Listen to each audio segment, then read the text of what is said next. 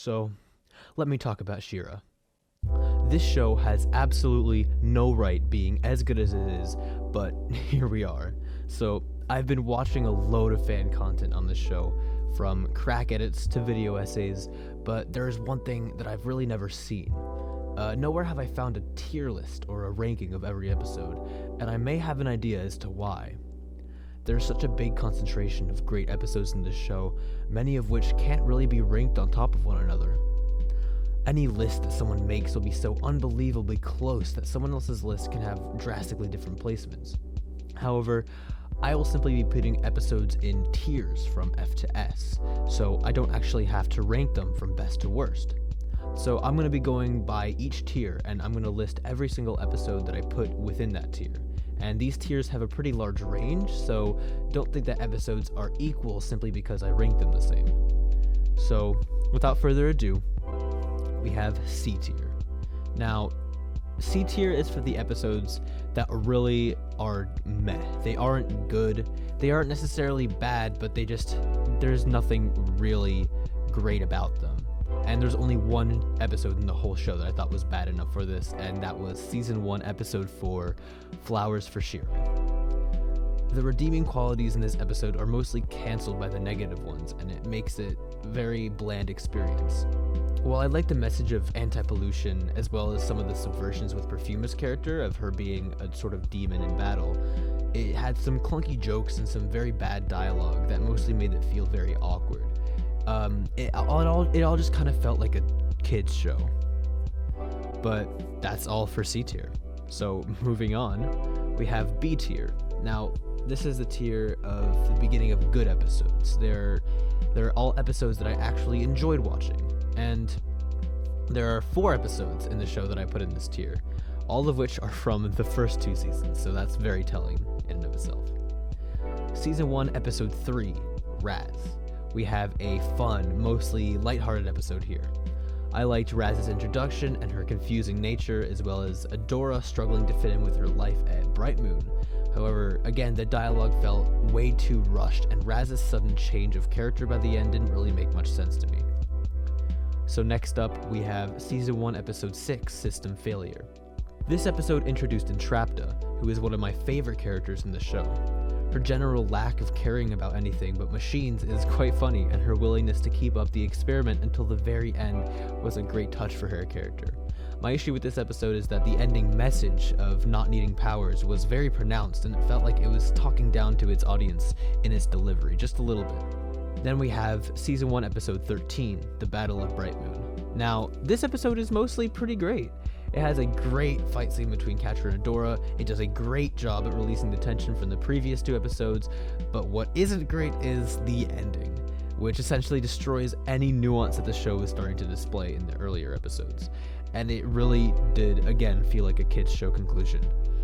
Moving on to next season, we have Season 2, Episode 4, Roll With It. So I know this one might be a bit of a controversial choice for B, but for me personally, only half the episode was actually really fun to watch. Scorpia and the Horde gang was just a joy the whole way through, but then we have the D&D plot in the camp, and that felt a little drawn out. And although it made for some fun jokes, it was kind of boring.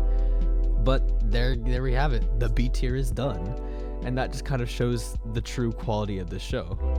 So now onto A tier, and this has a whopping 22 episodes. So this is where the episodes start going from good to great.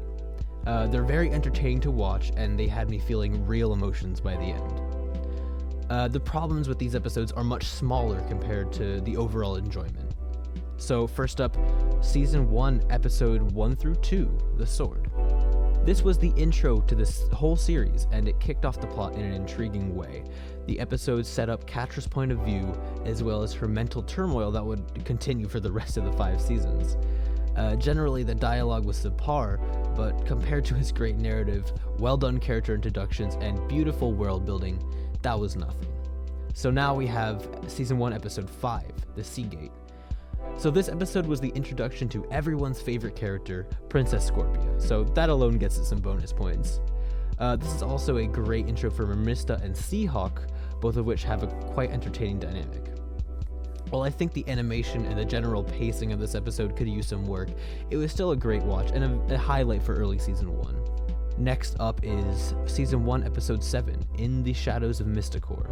I really like this episode, almost to the point of giving it an S. I still think a lot of the dialogue and the pacing was kind of rough, but besides that, it was an amazing experience. This episode seemed to me like a representation of PTSD, pulling that narrative off extremely well. So also, back in the Horde, we finally get to see Catra longing for Shadow Weaver's approval after Adora had already left, only to be turned away. That is a theme that would continue for the rest of the season. So next is season 1, episode 10, The Beacon. This episode was fantastic. The use of Glimmer's glitching as a framing device for the plot did wonders to build tension, and the whole time I was on the edge of my seat. I didn't really find the part with Adora in the woods too special or like to find it standing out at all, but that was my only major issue with this episode. The two conversations near the end of this episode, Glimmer with Angela and Catra with Shadow Weaver, really felt grand and intense, both in their own ways adding to the experience of the episode.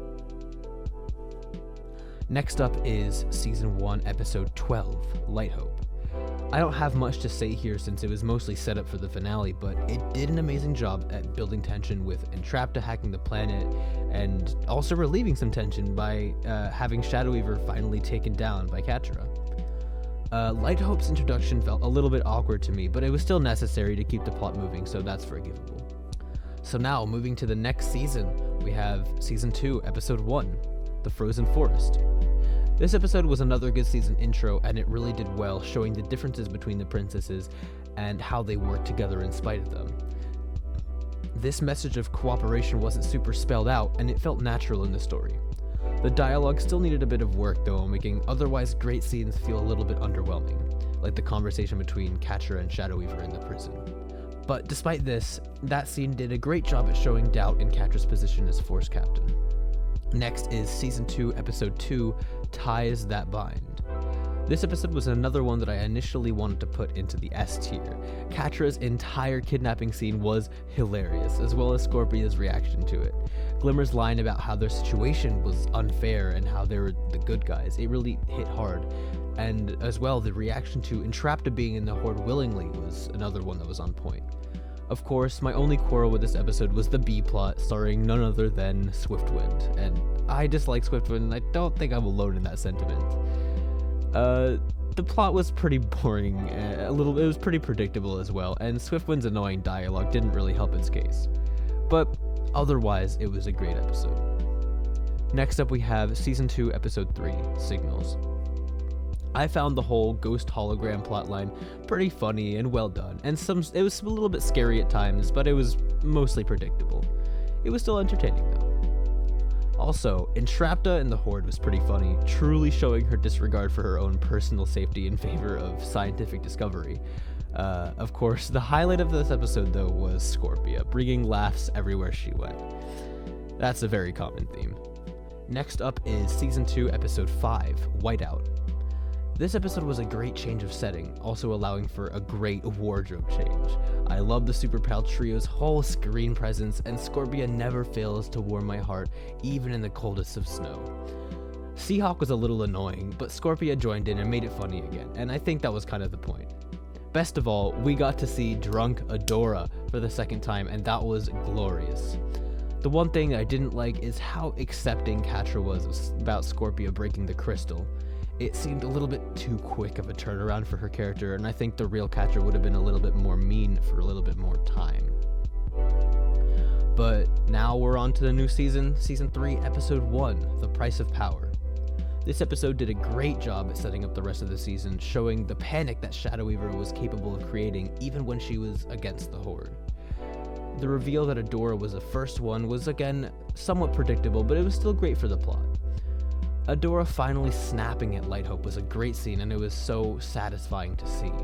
Back in the Horde, Catra's scene in prison was also quite heartbreaking, especially when she pushed Scorpio away after being talked up so much. So next up we have season 3, episode 2, Huntara. This episode was filled with some great jokes and also some good visual comedy, which I am always a fan of. Huntara was a great addition, and to continue the pattern, her betrayed the main trio was predictable but entertaining. Catra finally spoke up to Hordak in this episode, and it felt so good to hear, yet so bad at the same time. And her finally being sent to the Crimson Waste was a good reveal, and it really shows the audience how little respect Catra has for her own life. So now switching seasons, Season 4, Episode 1, The Coronation. So this starts right where Season 3 left off, Angela's demise. This episode was stressful, it was loud and looming, and it depicted how Glimmer was dealing with her mother's passing. Not very well. In the Horde, Catra is already seen slipping away slowly into a pit in her own head. Now this episode is almost entirely set up, but it does a great job at preparing us for the manic season that's to come. Season 4, Episode 2, The Valley of the Lost, was a much needed episode. One character had never done it for me, and she finally got the arc she deserved, Perfuma. This episode's parallels with her and her foil character, Huntara, were very well executed. Also, the introduction to Double Trouble was amazing. It was show-stopping, it was kinda hot. And the fight scene at the end with Double Trouble and Adora made it really hard to believe that Adora didn't notice that it wasn't actually Catra, which even she probably would have been able to do at this point. It was still fun to watch though, and we got to end this episode with another moment of doubt in Glimmer's queenship, with her teleporting into battle only to find everyone already gone. Next up is Season 4, Episode 3, Flutterina. This is probably the worst episode in the season, but by no means is it bad. This episode pulled off its twist extremely well, and the scenes with Catra and Scorpia were great, because they always are. But the message of this episode was a little bit unclear, and its sort of anti-heroism got destroyed by how Adora and Swiftwind escaped their trap very heroically. But either way, it was fun, and I liked the twist of Double Trouble being Flutterina. And overall, it was a great episode to watch. Next is Season 4, Episode 7, Mysteries. This episode was a great mix of lighthearted murder mystery as well as a deafening argument between two best friends.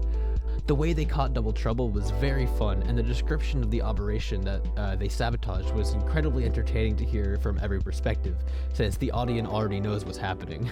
Some of the jokes felt a little bit off, and some of the dialogue was a little too childish for the rest of the season, but it was still a great episode nonetheless.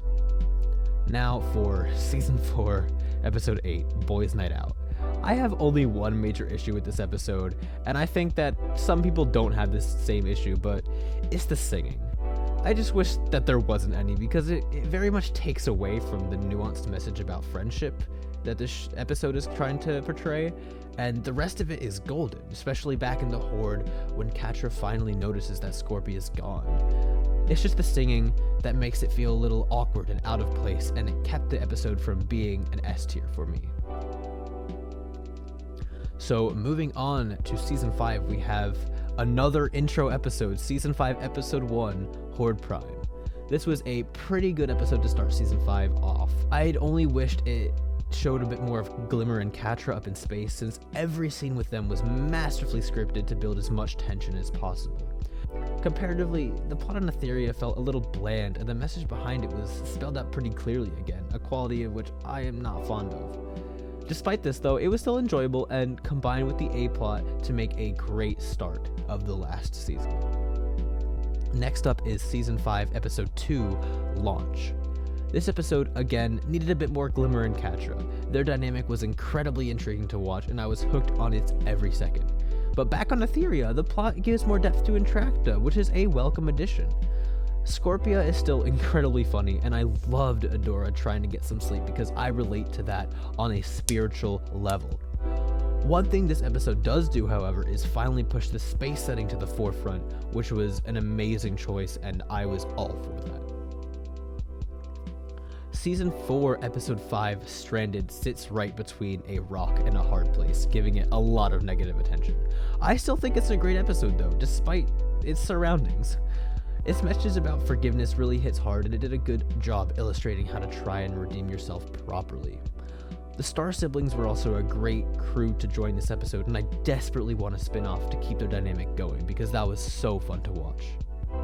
Season 5, Episode 8, Shot in the Dark, is one that I was split again between giving it an S and an A, but I ended up rounding down for this one. This episode introduces Milog, a great plot device and a therapy cat to Catra. It's also a legitimately creepy episode for a bit, delivering scares that would have been even scarier without the constant comedic relief from Ron Hordak. But the comedic relief was pretty comedic, so it wasn't that bad. Back on Etheria, the show plays off the mistrust for Shadow Weaver again. It's starting to get a little repetitive at this point, but besides that, what she actually had to say was important, and the discussion that they left out of the audience's knowledge was fun to speculate about until it was revealed. Next up is Season 5, Episode 9, An Ill Wind. This episode had some great jokes from many of the characters, most of them from Ron Hordak. It did a great job at showing Natasha's tough situation with her wife being chipped, and her insistence on not pulling any punches during the fight was a very powerful part of that scene. This episode could have used a bit better pacing, as well as maybe some fewer jokes to kind of give it a direction, because it felt bland compared to all the other interactions with the Horde, especially the ones right before it. But next up we have Season 5, Episode 10, Return to the Fright Zone. This episode had one of my favorite scenes in the whole show. Of course, Catra being sprayed by the bottle and caught in a net. That was such a fun scene to watch. It also had a few other funny moments, most of them including Scorpia. And the whole plot to recapture Spinnerella was great to watch unfold, and the action, although a little bit clumsy, was still great to see. Bo's dads also get revisited here, which is a much needed return since they are hilarious. But just like that, we're done with all the A tier episodes. So, S tier, here we go. This tier is for all the episodes that I thought had incredibly interesting narratives, little to no issues, or just generally great executions of concepts. So the S tier episodes range every season, which again says something about this show. First up, we have Season 1, Episode 8, Princess Prom. This episode was another great wardrobe change for the characters, but that is only a minuscule achievement compared to the rest of the plot. Catra and Adora's interactions this episode were all golden, and every second they were on screen together was just perfect. Every character was implemented amazingly, from Mermista to Scorpia and to Entrapta and even Glimmer. Glimmer in this episode was annoying, but it made sense for her character, and it was a good message about not being able to control your friends. The literally bombastic ending to this episode was also great, as well as a very brief fight between Adora and Catra that ended a little gay, not gonna lie, a little gay. This episode transitions right into the next one, Season 1, Episode 9, No Princess Left Behind. This was action-packed, hilarious, suspenseful, and dark all at the same time. It was a perfect little package of an episode containing some great jokes as well as some drastic tone changes.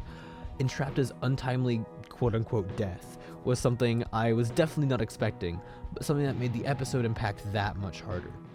The scenes with Shadow Weaver, Adora, and Glimmer were incredibly well done, and the fact that Adora almost lost all of her memories was so scary to sit through and think about. This episode was just simply amazing to watch. Moving on, we have Season 2, Episode 6, Light Spinner. This episode was everything I was afraid of, but it was delivered in a way that I wasn't actually expecting. Flashbacks.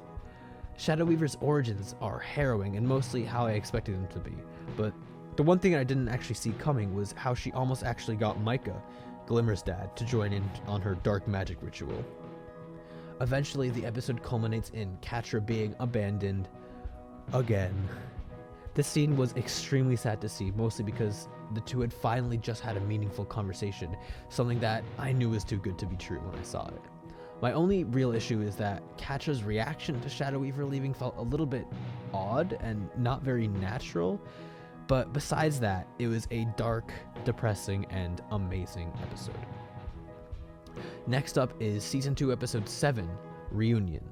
Immediately shifting gears, the finale of Season 2 is the funniest episode in the whole show, undoubtedly. Bo's dads are hilarious, and you can tell exactly what Bo inherited from each of them. The whole crew being terrible actors was so perfect to watch, and we got to see more of Adora being woefully unqualified for her position. But to contrast this lighthearted A-plot, the B-plot was back in the Horde where Shadow Weaver had left. Catra was trying to hide this from everyone, but she was eventually ratted out by the imp baby, and that was stressful to say the least. When Hordak finally finds out, he just straight up suffocates her and takes another one of her 9 lives. This scene was so unexpected to me, mostly since I wasn't aware of how dark the show is allowed to get. Well, I had a lot coming for me. Moving on to next season, we have Season 3, Episode 3, Once Upon a Time in the Waste. This episode is probably my favorite of this tier, following Catra and Scorpia in the Crimson Waste. The absolute emotional roller coaster of this episode caught me entirely off guard, not once, but twice. Catra had been sent to the Waste to die, and you can tell that she'd accepted her fate. But the slow turnaround to her enjoying herself was so heartwarmingly hopeful, and I just couldn't believe what I was watching. Scorpia and Catra finally were interacting in a somewhat healthy fashion, not completely cold and one-sided. Catra's dominance over everyone in the Crimson Waste was hilarious, especially with Tongue Lasher. And the fact that she was so close to being happy forever with Scorpia kills me every time I think about it. Of course, the bombshell hits and Catra goes back into old patterns. The scene of her full-on panic attack was something that I was totally not expecting to see, and something that shook me to my core. The episode was absolutely thrilling to watch from beginning to the end. And next is Season 3, Episode 6, The Portal. This episode was an experience.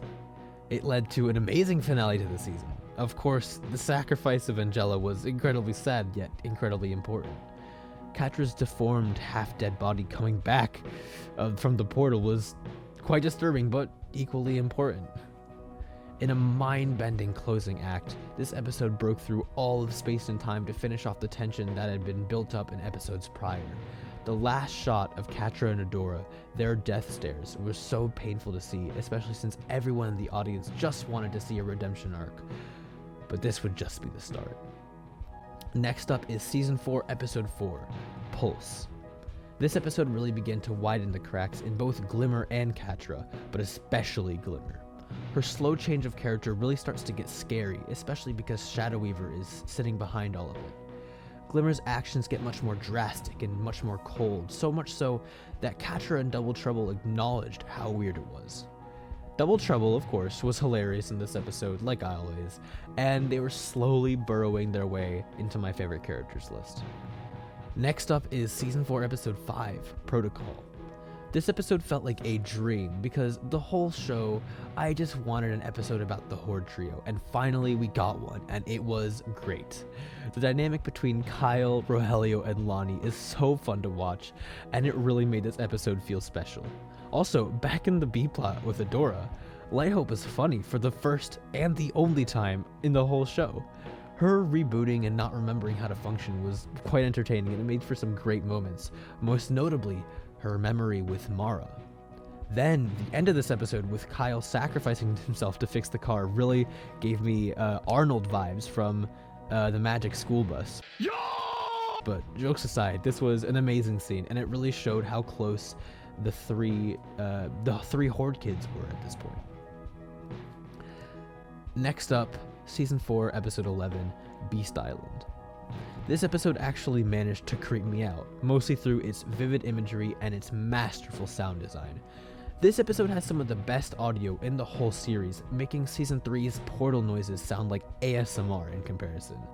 Also, an amazing commentary on how you have to keep motivation even if it's easier to give up. The vines were a terrifying concept, and the slow way that its victims stopped fighting was crazy to watch.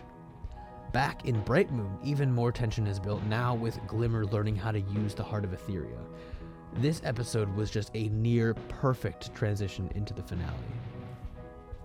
But moving on to the last season, we're actually not talking about a real episode right now. We're talking about Noelle's AO3 extra scenes. Now, this is a short story on Archive of Our Own, so it's not an actual episode, but it's what Noelle wanted in the show, so I'm including it anyways. For anyone who hasn't read this yet, go do that now. I linked it in the description, and so you have to check that out before you hear me talk about this. This story was incredibly dark, and it put the rest of the show in a completely different perspective. From Katra's post-traumatic stress to Adora's emptiness from all of her battle wounds, this story has a lot to be sad about, but on top of that, the romantic tension between Katra and Adora was so incredibly well done, and it really solidified their ship, so that's probably why it wasn't allowed into the actual show. Overall, this story made me really sad, mostly because it was never actually put into the show. But speaking about the actual show, we have Season 5, Episode 6, Taking Control. This episode did an amazing job at showing Katra's fear of having to address her past mistakes, making her attempt to push Adora away one last time. For her, it just made sense. She hurt Adora, so there should be no reason for her to deserve love, right? But her finally giving in was so cathartic, and it really made the episode feel hopeful again. Of course, the B-plot contrasts this hope, revealing many people on Etheria have already been chipped by Horde Prime, one of said people being Spinnerella. But despite this, it had some pretty funny parts, mostly due to the interactions between Micah and Frosta. Next up is Season 5, Episode 7, The Perils of Peekaboo. This episode follows the trend of great wardrobe changes, making Seahawk, Scorpia, Mermista, and Perfuma all look equally gorgeous. This episode was absolutely hilarious, on top of being the Scorpuma ship's first venture out to sea.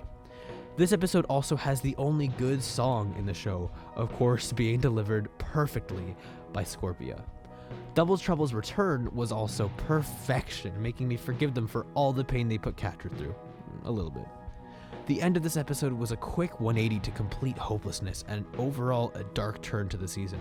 I was absolutely devastated that my favorite character was going to be chipped, but I guess that's what Noelle wanted, wasn't it?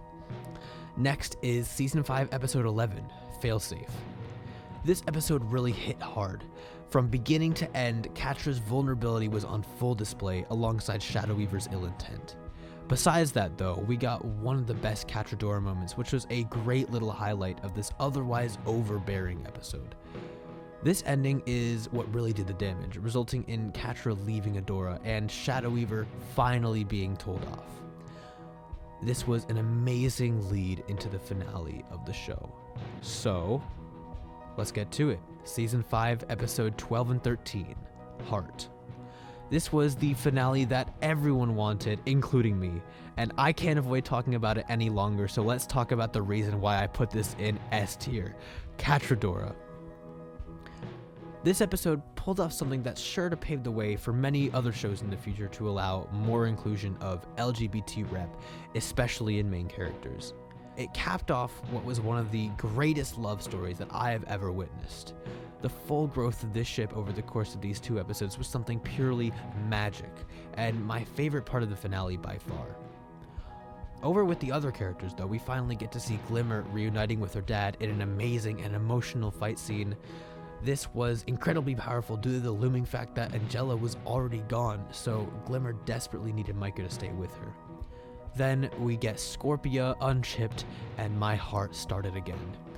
I missed her so much. Most everything in this 2-parter is great, is grand, explosive, and beautiful, but I still had some fundamental issues, mostly with Hordak. His redemption arc was something that really didn't feel necessary at all. In fact, I think it took away from the well-crafted message about forgiveness that this show was pulling off. But at least we got Shadow Weaver dying without redemption, so that's fun. But there you have it. All episodes from rank F to rank S, season 1 through season 5. But wait, you didn't review all the episodes. You left some of them out. Aren't you gonna review the whole show? I can't believe you would just be so careless to forget these. Well, now that you mention it. S+ tier. Here we have it. The episodes that were so close to perfection and that went so far beyond what was necessary that I just had to make a whole new tier higher for them to be classified in. These episodes were the ones that I just couldn't believe actually existed, or that pulled off feats so great that I couldn't satisfy myself by putting them with the other S tier episodes. So let's get right into it. Season 1, Episode 11, Promise. While watching season 1 of the show, I was mainly being dragged through it by my sister. Of course I liked it, but just not to the same degree that I would in later seasons. This episode was the one that changed everything. This throws away a B plot entirely and focuses on Catra and Adora, as it rightfully should. Their growth in this episode was masterfully implemented through simulations that gave us a little more insight on how terrible their childhood really was. But despite all the abuse that they went through, especially Catra, they still had each other. This episode really showed how hurt Catra was by Adora leaving her. It really displayed the importance of them staying together in Catra's mind and how betrayed she was when Adora broke her promise. Despite this, the two slowly grow closer together in this episode, acting more like the friends that they used to be. It looked like the start of a redemption arc, and a pretty good one at that. Of course, Catra's actual redemption arc was much better, but this one in season 1 would have by no means been bad. Eventually, Catra was shown one last simulation, and this one was an interesting one. This memory showed the promise that the two made to each other, which the episode is named after. To the audience, them promising to stick together meant that Catra would finally see her mistakes and go with Adora against the Horde. But to Catra, this further cemented the idea that Adora had betrayed her and doesn't care about her anymore. This is the final nail in the coffin for Catra in this season, and she ends up tossing Adora down a pit. This was by far the best episode of the first 2 seasons, and it really showed me the true potential of this show. Now moving to Season 3, Episode 4, Moment of Truth. This episode started to develop a concept that would come back in later episodes: chaos. This episode was the snapping point of Catra for this season, and she does so many things that throw this off the rails. Her betrayal of Entrapta was set in a harrowing scene, beginning and ending with Scorpia in 2 opposite situations. We also get to see Glimmer embracing Shadow Weaver's ways to get into the Fright Zone, despite how dark her magic really was. The only problem that I had here was the fact that everyone in the group split up to fight instead of charging in at once, but everyone kind of does that, so it's not too bad when you put it into perspective against everything else this episode accomplished. Most everything I liked about this episode was tied to Catra, of course, from her backstabbing Entrapta to pulling the switch to one of my favorite scenes, confronting Shadow Weaver. In one of the best bits of dialogue in the show, Catra tears into Shadow Weaver's character, raging at the unfairness of their current positions. The sentence, "You made me like this and you get to be the good guy," is something that I will remember for a long time, simply because of the intensity of the delivery and the anger absolutely oozing from his every word. Catra digs herself into every type of grave imaginable in this episode, ultimately setting herself up for failure in the next season. Her vision has become so tunneled that anything that helps Adora is a loss to her. Her only goal is to make sure that Adora doesn't win, and that means the only outcome is to pull the switch and activate the portal. Catra doesn't care that she could kill everyone in existence, she just wants Adora to lose. This episode was the first one to really scare and unsettle me in the unique way that the show continued to do throughout Season 4. And for that, this is really the only rating I could have given this episode, and this makes it probably onto my top 3 favorites, personally.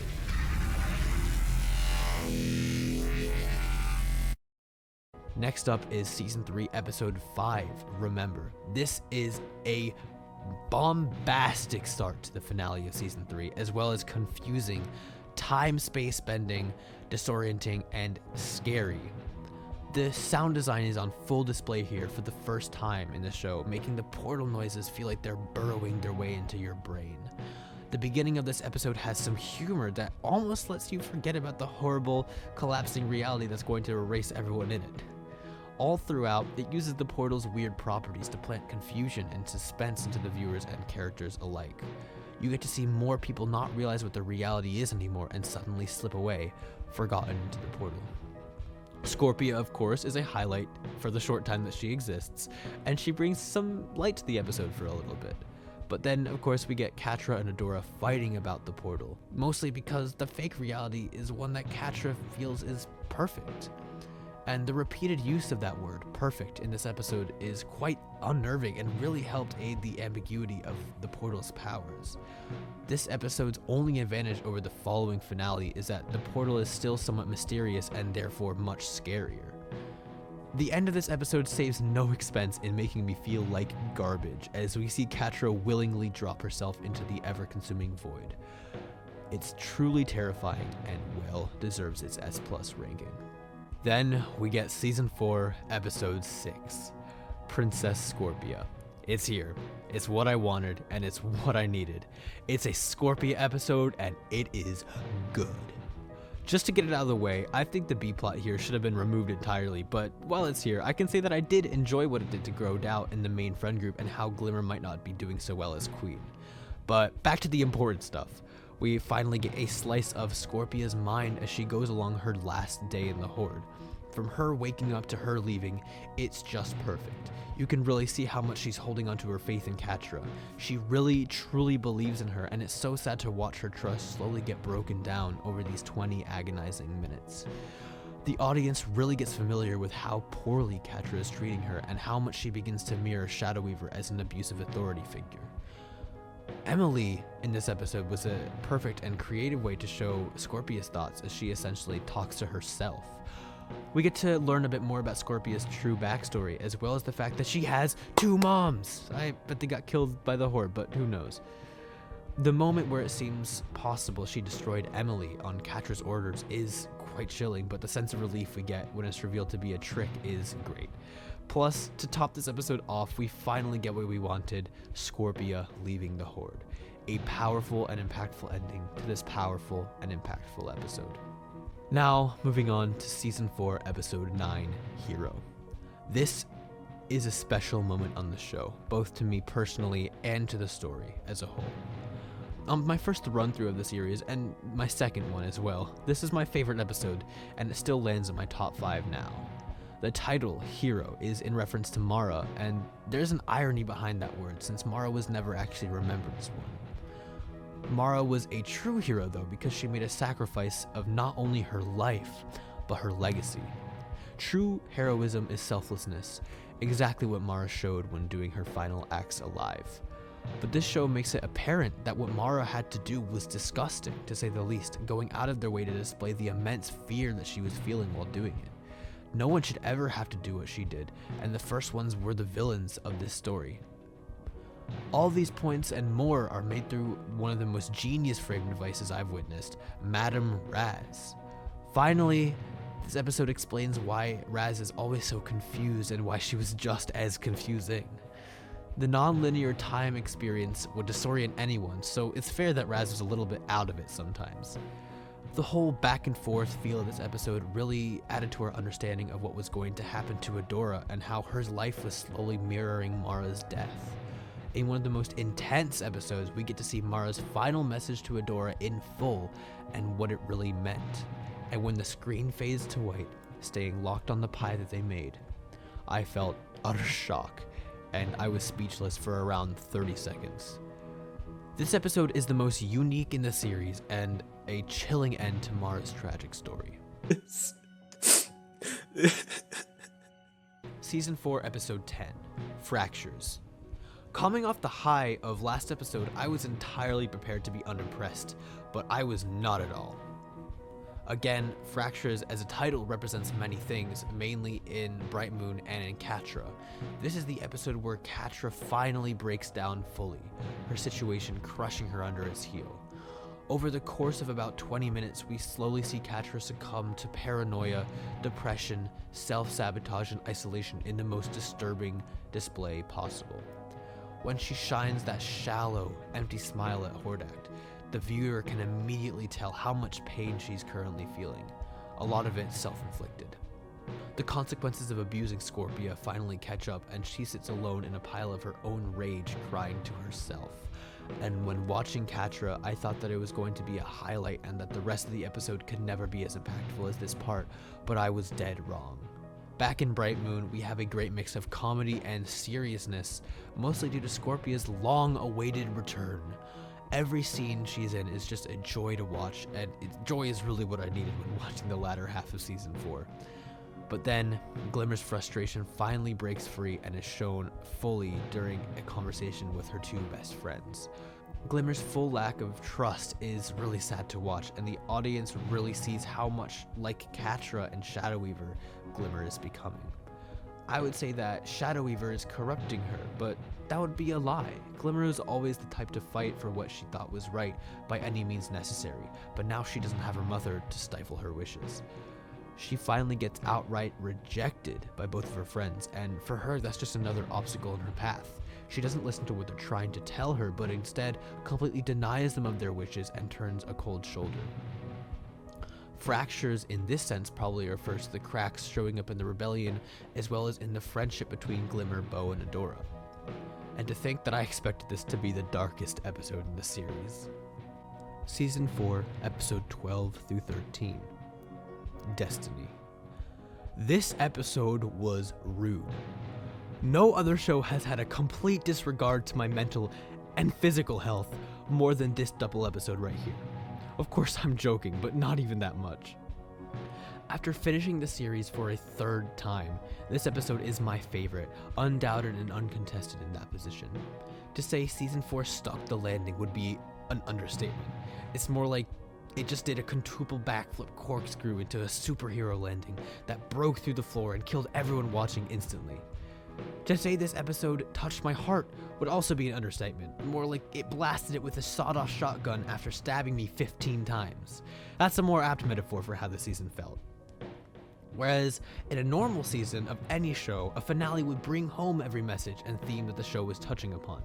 This one took those themes and whipped them until they broke. Everything that everyone was working for in this episode was in vain, as the whole world literally came crashing down. No victor was declared for the season because in the end there were no real sides. The Horde was fighting the Horde, the First One was fighting the First Ones, and the princesses were fighting the Queen. No one wins. Finally, Double Trouble is seen returning to action and betraying the Horde. They betray Catra.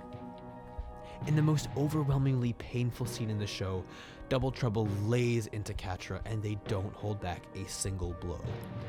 As a usually neutral character, even they notice that Catra is slowly losing herself, and they know that they have to step in. Catra finally loses it all, sitting defeated right by Hordak's broken, half-dead body. So now with Adora, this was the episode where she realized what the First Ones were doing and tries her best to stop it.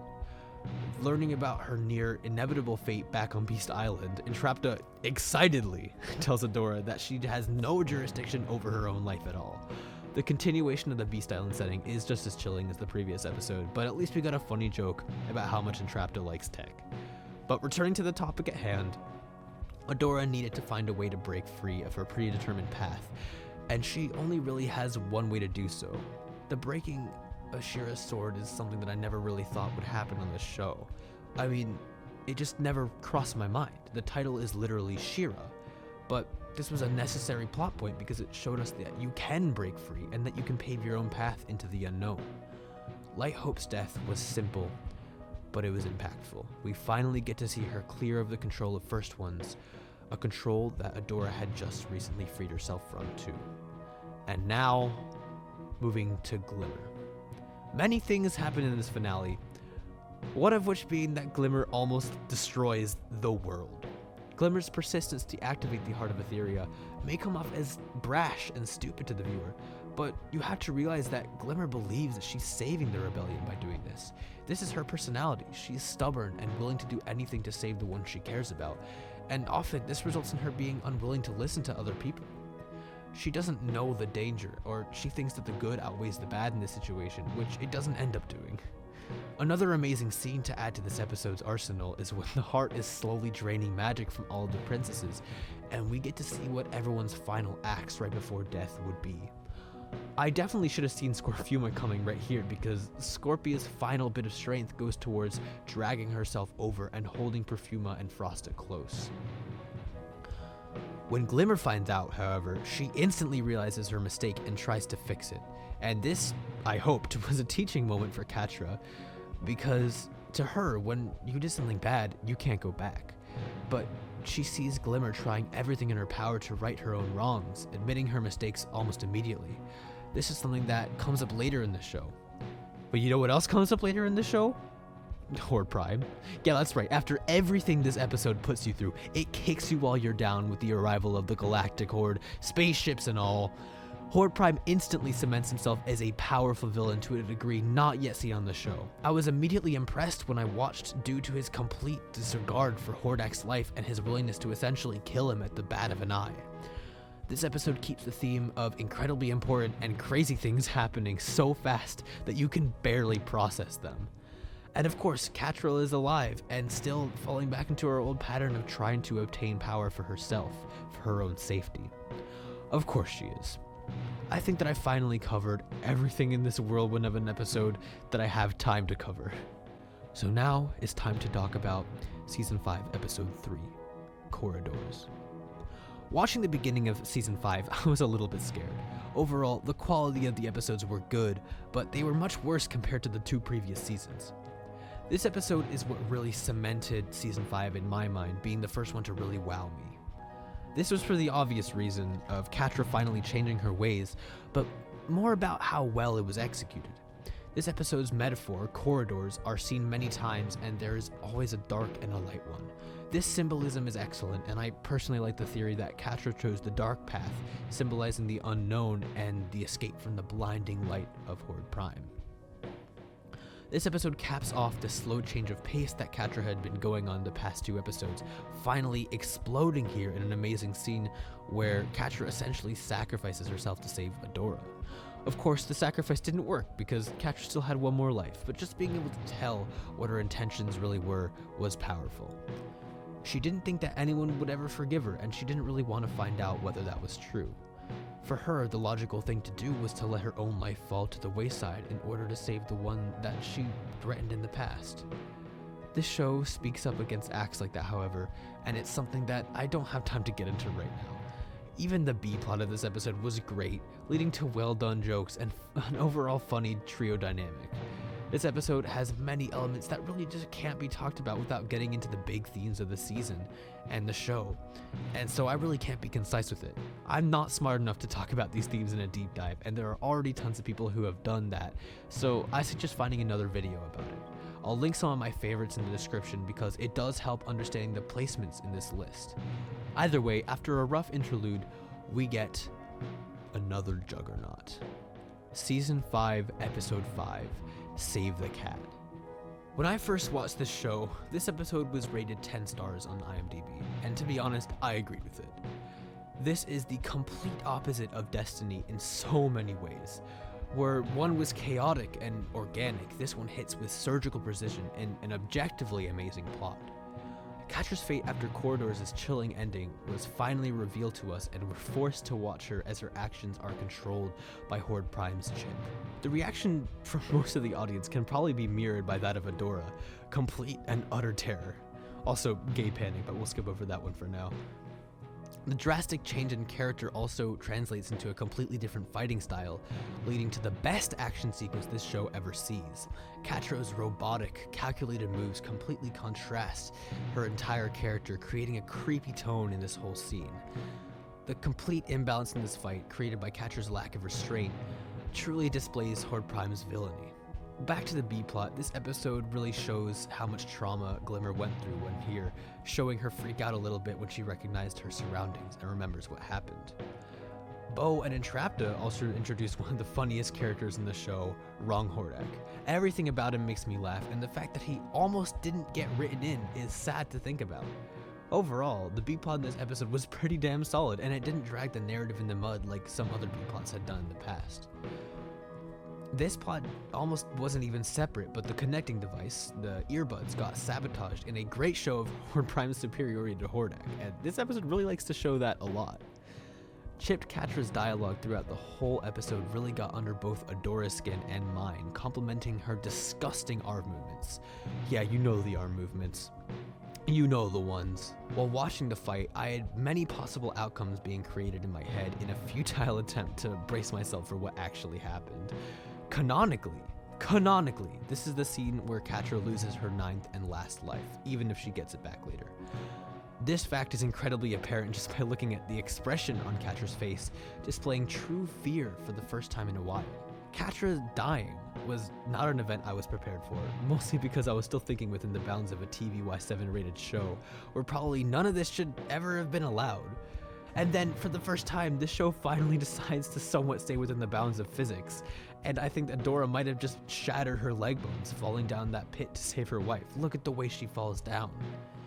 This moment, alongside the return of She-Ra, really cemented the idea of Adora being in love with Catra, and this is around the point where I actually started thinking that it could be canon. While there are many other notable moments in this episode, I don't really want another Destiny in this tier list. This episode is not in my top 5 favorites, but I still recognize it for everything it does well and how objectively perfect it is. So now, for real, that's all 52 episodes of She-Ra ranked F to S+. In conclusion, this show gets a gay out of 10 from me. I hope you find this list somewhat agreeable, and if you were to place some things differently, then tell me in the comments. If you think my opinion is garbage and you don't agree with it at all, write a long and thoughtful paragraph about it in the comments so I can still get extra analytics. This is the first video on my channel with this type of subject matter, but I don't think it'll be my last, so stay tuned for more videos like this in the future, as well as some songs. Yeah, that's right, I'm plugging my album, Where Did the Time Go? It's in the works. The Cicada is already up on Spotify, so go check that out. Thank you so much for watching to the end of this terribly long video. Please subscribe if you enjoyed it. That's all for now, so you can go get some sleep now. Goodbye.